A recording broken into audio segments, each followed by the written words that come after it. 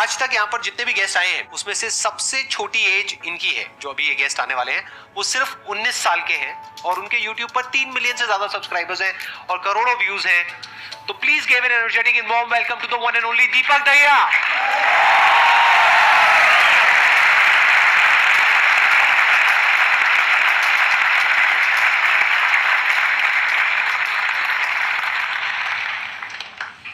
थोड़ा सा आप अपने बारे में बताइए कि आपकी शुरुआत कैसे हुई, कहाँ से थॉट आया, इंस्पिरेशन आई। यूट्यूब जर्नी के बारे में बताऊं उससे पहले मेरी इच्छा है कि मैं आपके बारे में बताऊं कि मतलब आपको मतलब मुझे कैसे इंट्रोड्यूस हुआ था। मतलब मैं 8th क्लास में था, आज से 7 साल पहले की बात है।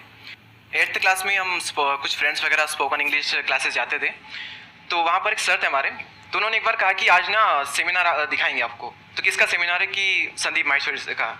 तो हमने पूछा ये कौन है, तो उन्होंने ये नहीं बताया कि मोटिवेशनल स्पीकर है या कोई बिजनेसमैन है। उन्होंने सिर्फ एक ही लाइन कही कि वो बंदा है जो मुर्दे में भी जान डाल दे।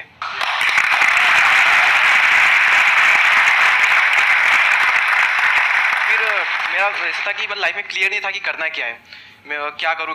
मतलब करना बहुत कुछ, सर ने आग लगा दी अंदर की, पर ये समझ नहीं आ रहा करूँ क्या मैं। तो रेंडमली फिर ये माइंड में आ ही गया कि मतलब अभी मैं क्या कर सकता हूँ। ये मेरा क्वेश्चन था कि अभी मैं क्या कर सकता हूँ, बात की छोड़ो। तो अभी एक ऑप्शन था कि हाँ मैं ये कर सकता हूँ यूट्यूब। तो फिर वो मैंने स्टार्ट किया। और तब आपकी एज सिर्फ 16 साल थी? 16 साल थी। कितने टाइम बाद जा करके आपको रिजल्ट मिला यूट्यूब से? 7 महीनों बाद। 7 महीने तक आपकी वीडियोस पे नॉर्मल व्यूज आ रहे थे? व्यूज, बहुत कम व्यूज। जो ज़्यादा वायरल हुई थी वीडियो, जिसकी वजह से मेरे काफ़ी सब्सक्राइबर्स गेन हुए, काफ़ी व्यूज आए चैनल पर, काफ़ी ऑडियंस आई, तो वो अराउंड 9 महीने बाद चैनल ग्रो हुआ था, आप ये मान सकते हो। उसमें कुछ गलती हो गई थी मेरे से, मेरे को डालना कुछ छोड़ता हूँ, डाल को छोड़ दिया था, वो वीडियो वायरल हो गई और आज इस वीडियो पे 26 मिलियन व्यूज है। सॉरी। तो इस पूरी जर्नी में सबसे बढ़िया मूवमेंट कौन से थे और सबसे खराब मूवमेंट कौन से थे? सबसे बढ़िया मोमेंट था, मुझे अभी भी याद है, मेरे जब 1000 सब्सक्राइबर्स कंप्लीट हुए थे। सबसे खराब फेस कौन सा था आपकी लाइफ का? सबसे खराब फेस था, वो कैमरे पे शो नहीं कर सकते। हाँ, यहाँ जो ऑडियंस है उसको उनको बता सकता हूँ, ये पार्ट आपको कट करना पड़ेगा, ये एडिट करना पड़ेगा? एडिट करना पड़ेगा। तो थोड़ा कम खराब बता दो जो कैमरे में हम दिखा सके। कम खराब तो ऐसा कुछ नहीं है, क्योंकि बट कैमरे में क्यों नहीं दिखा सकते कितना खराब? अच्छा, ब्रेकअप वगैरह कुछ था क्या? राइट। हाँ, तो नाम मत बताओ, वैसे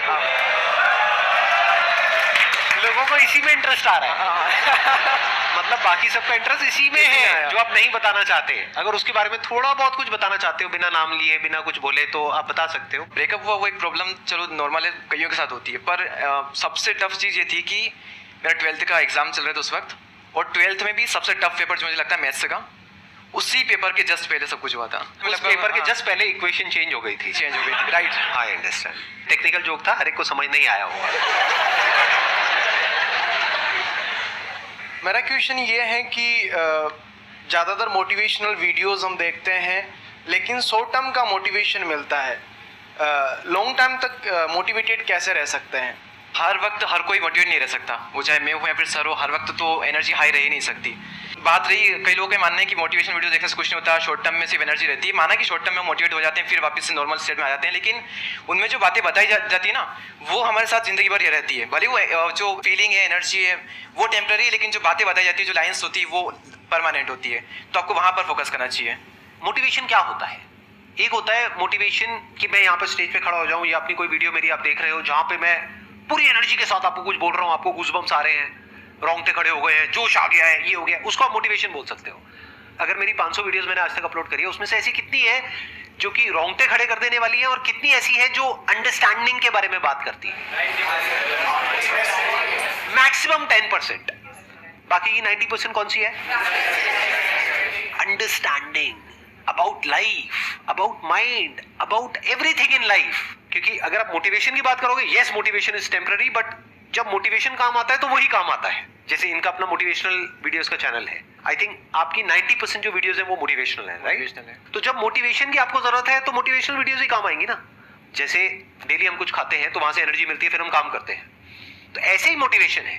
मोटिवेशन कहो या कुछ पॉजिटिव थिंकिंग कहो, डेली आपको कुछ मिलता है तो उससे एनर्जी मिलती है, फिर आप अपने काम पे फोकस करते हो। वो मोटिवेशनल सॉन्ग भी हो सकता है, मोटिवेशनल वीडियोस भी हो सकती हैं, तो वो हो गया शॉर्ट टर्म। लेकिन बहुत सारी ऐसी बातें होती हैं जिसको अगर आप समझ लेते हो तो उसके बाद में वो जो अंडरस्टैंडिंग है वो हमेशा के लिए रहती है।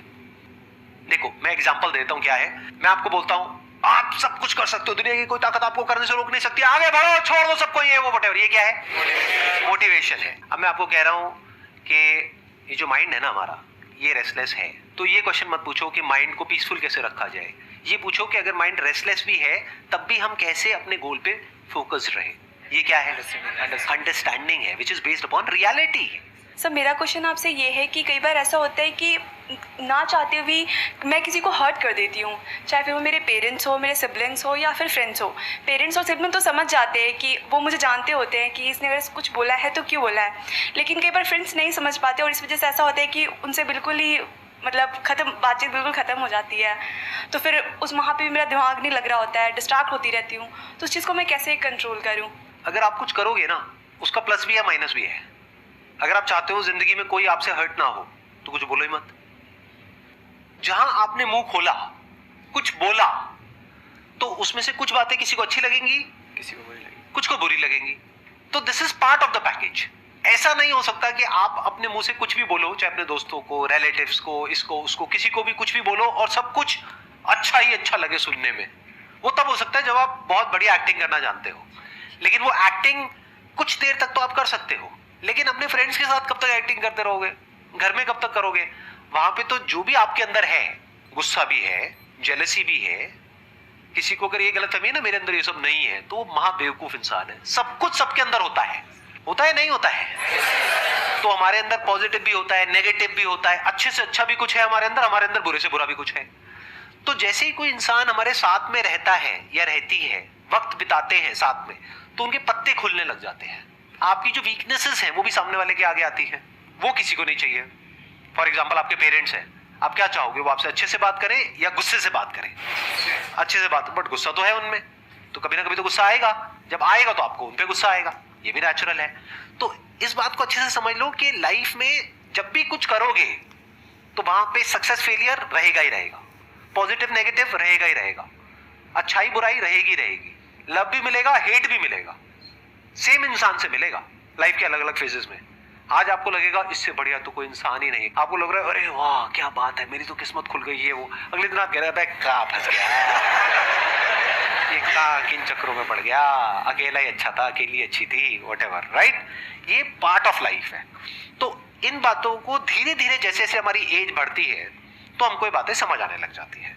इन अदर वर्ड्स, इस प्रॉब्लम का जो सोल्यूशन है वो क्या है कि आपके पास में कंस्ट्रक्टिव कोई गोल होना चाहिए लाइफ में, जिसकी तरफ आप आगे बढ़ते ही चले जा रहे हो।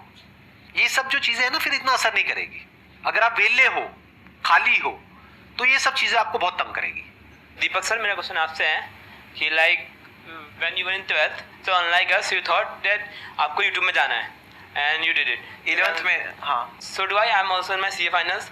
सो मेरे को भी लाइक उसके साथ कुछ करना है, बट पता नहीं चलता कि like what to do. So like आपको जैसे अपना यूट्यूब कैसे मिला, मेरे को वो पूछना है आपसे, like how you ended up with YouTube. वही मैंने बताया था ना कि 11th चल रही है क्लास, लेकिन इसके साथ साथ मुझे कुछ ना कुछ करना है। जिस पढ़ाई में ठीक ठाक भी, ऐसा नहीं कि उसको पूरी तरह से छोड़ दिया, तो कुछ ना कुछ करना है। तो एक ही ऑप्शन लग रहा था कि हम यही कर सकते हो, इसके अलावा और कहीं जाकर कुछ तो कर नहीं सकता, क्योंकि स्कूल वहीं पर तो वहीं पर रहना है। तो वही ऑप्शन था, कुछ ना कुछ करना था। कुछ करने की जो आग होती है ना अंदर, वही आपसे कुछ ना कुछ करवा ही लेगी और अंदर से निकल के आएगा एक न दिन कि हाँ मुझे ये करना है। अभी पता नहीं होता हमें कि क्या करूँ, लेकिन जब होता है ना अंदर से, तो कुछ ना कुछ कहीं ना कहीं से ऐसा निकल करके आएगा, फाइनल मिलेगा कि हाँ मैं इसके लिए बनाऊँ, ऐसा होगा। सर हमारा ये क्वेश्चन है कि कई बारी हम न्यूट्रल नहीं रह सकते लाइफ में, कि हमें कोई सिचुएशन संभालनी है, लेकिन हम कितनी कोशिश कर लें वो उल्टी ही होती जा रही है, मतलब छूटता ही जा रहा है कुछ ना कुछ, और वो हमारे जो आसपास सराउंडिंग है, हमारे लोग हैं, उनको अफेक्ट कर रही है और हम कुछ भी नहीं कर पा रहे उसमें। सर हम क्या करें उस वक्त? कई बार कुछ ना करना ही सॉल्यूशन होता है। टाइम के साथ साथ वो चीज अपने आप हील हो जाती है। जैसे फॉर एग्जांपल आपके यहाँ पे मान लो कुछ चोट लग गई, अब आपको खुजली हो रही है, उसको खुजाओगे तो क्या होगा? जख्म और गहरा हो जाएगा। तो अब सोल्यूशन क्या है? कुछ करना या कुछ ना करना? कुछ ना करना। कुछ सिचुएशंस ऐसी होती है जब आपको समझ आ जाता है कि करने से वो सिचुएशन और बिगड़ेगी, यानी खुजली हो रही है, जितना खुजाओगे और जख्म गहरा होता जाएगा और वो और टाइम लेगा। तो आपको क्या करना है ताकि आपका ध्यान उस खुजली की तरफ ना जाए? कोई और काम करो, बिजी रहो। खाली बैठे रहोगे तो सारा दिमाग में वही चलता रहेगा, दर्द हो रहा है जी, ये हो रहा है जी, वो हो रहा है जी। अरे हो रहा है तो हो रहा है, पार्ट ऑफ लाइफ है। सर मेरे एक बेसिक क्वेश्चन में आपके दोनों के लर्निंग फेज सीखना चाहता हूँ, चीज़ कि ये जो थॉट होता है, जो मन होता है, वो पहली बार जब कोई विचार हमारे मन में आता है, फिर क्या होता है कि हम उसमें उलझते चले जाते हैं। फिर ये हमें काफ़ी टाइम के बाद रियलाइज़ होता है कि हम काफ़ी टाइम से अपना दे चुके हैं, लेकिन वो गलतियाँ पता नहीं चलती है। सर इससे कैसे बचा जाए कि पहला थॉट क्या था, वो जहाँ से हमने स्टार्ट किया था, और 1 घंटे 2 घंटे बाद जहाँ पे हमने अपना थॉट खत्म किया, पता नहीं चलता है कि हमने लगभग 2 घंटे का समय अपने सोचने में निकाल दिया है। सर उससे कैसे बचा जाए, जो बहुत ज़्यादा टाइम इसमें हमारा चला जाता है।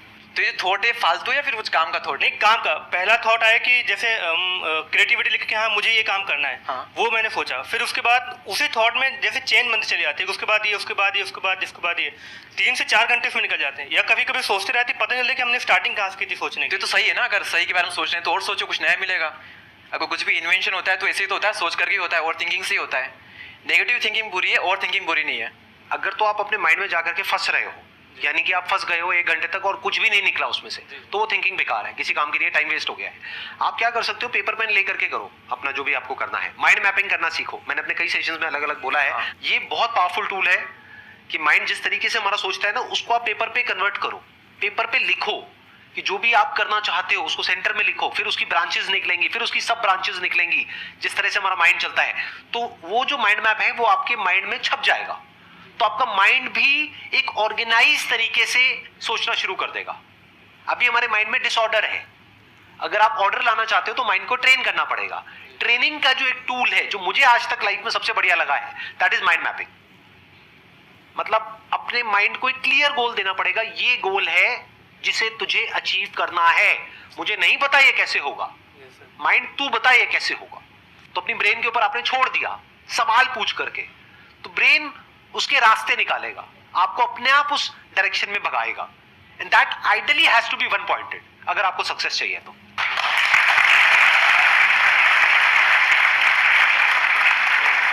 Thank you so much for coming, thank you so much ji.